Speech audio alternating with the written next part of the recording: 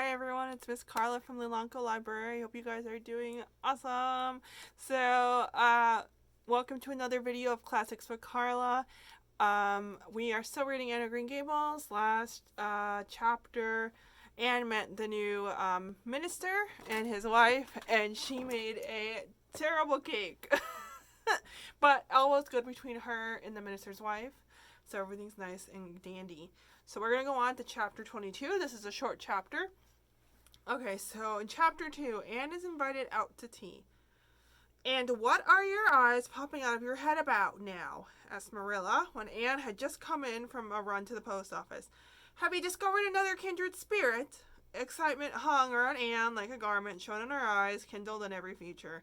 She had come dancing up the lane like a wind-blown spirit through the mellow sunshine and lazy shadows of the August evening. "Oh, no, Marilla, but what do you think? I'm invited to tea at the Mainses tomorrow afternoon. Miss Ellen left a letter for me at the post office. Just look at it, Marilla. Miss Anne Shirley, Green Gables. That is the first time I was ever called Miss.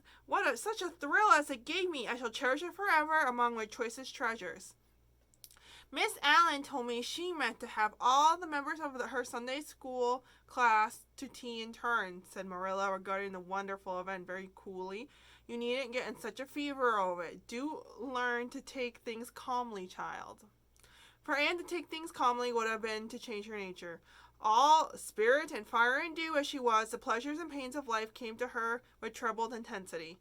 Marilla felt this and was vaguely troubled over it, realizing that the ups and downs of existence would probably bear hardly on this impulsive soul, and not sufficiently understanding that the equally great capacity for delight might more than compensate. Therefore, Marilla conceived it to be her duty to drill Anne into a tranquil uniformity of disposition as impossible and alien to her as to a dancing sunbeam in one of the brook shallows. She did not make much headway, as she sorrowfully admitted to herself. The downfall of some dear hope or plan plunged Anne into deeps of affliction.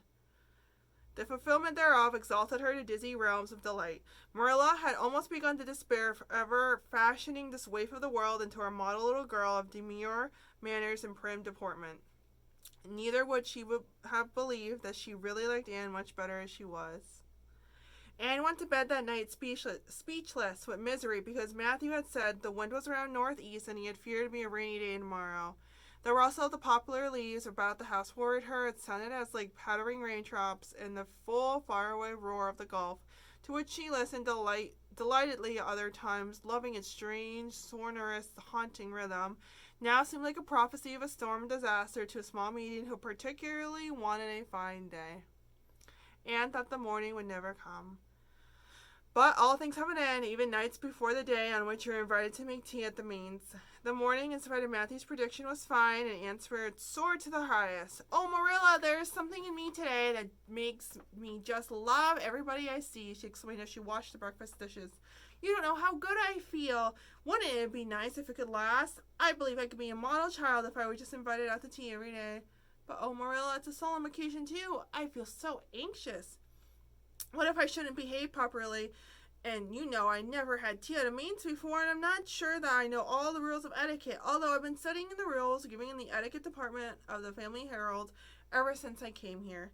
I'm so afraid I'll do something silly or forget to do something I should do. Would it be good manners to take a second helping of anything if you wanted to very much? The trouble with you, Anne, is that you're thinking too much about yourself. You should just think of Miss Allen and what would be nicest and most agreeable to her," said Marilla, hitting for once in her life on a very sound and pithy piece of advice. Anne instantly realized this. "You're right, Marilla. I'll try not to think about myself at all." Anne evidently got through her visit without any serious breach of etiquette, for she came home through the twilight under a great high-sprung sky, gloried over with trails of saffron and rosy cloud, in a beautified state of mind, and told Marilla all about it happily, sitting on the big red sandstone slab on the kitchen door with her tired curly head in Marilla's gingham lap. A cool wind was blowing down over the long harvest fields from the rims of furry western hills and whistling through the poplars. One clear star hung over the orchard, and the fireflies were floating over in Lover's Lane, in and out among the ferns and rustling boughs. Anne watched them as she talked, and somehow felt that wind and stars and fireflies were all tangled up together into something unutterably sweet and enchanted. "Oh, Marilla, I've had a most fascinating time. I feel that I have not lived in vain. I should always feel like that, even if I should never be invited to tea at a means again. When I got there, Miss Allen met me at the door. She dressed in the sweetest dress. She dressed in the sweetest dress, a pale pink or organdy, with dozens of frills and elbow sleeves, and she looked just like a seraph. I really think I'd like to be a minister's wife when I grow up, Marilla. A minister mightn't mind my red hair because he wouldn't be thinking of such worldly things. That's such a hard word for me, and I don't know why. But then, of course, one would have to be naturally good, and I'll never be that, so I suppose there's no use in thinking about it. Some people are naturally good, you know, and others are not. I'm one of the others. Miss Lynde says I'm full of original sin. No matter how hard I try to be good, I can never make such a success of it as those who are naturally good. It's a good deal like geometry, I expect, but don't you think that trying so hard ought to count for something? Let's see, you ought to love them, Miss Allen and Mr. Allen, because they know so much and are such active workers in the church, but you never get to keep reminding yourself of it all the time or else you forget. There was another little girl at the means to tea from the White Sands Sunday School. Her name was Loretta Brandley, and she was a very nice little girl. Not exactly a kindred spirit, you know, but still very nice. We had an elegant tea, and I think I kept all the rules of etiquette pretty well. After tea, Miss Allen played and sang, and she got Loretta and me to sing too. Miss Allen says I have a good voice, and she says I must sing in the Sunday school choir after this. You can't think how I was thrilled at the mere thought. I've longed so to sing in the Sunday school choir as Deanna does, but I feared it was an honor I would never aspire to. Loretta had to go home early because there was a big concert in the White Sands Hotel tonight, and her sisters to recite at it. Loretta says that the Americans at the hotel give a concert every fortnight in the aid of the Charlottetown Hospital, and they ask lots of the White Sands people to recite. Loretta said she expected to be asked herself someday.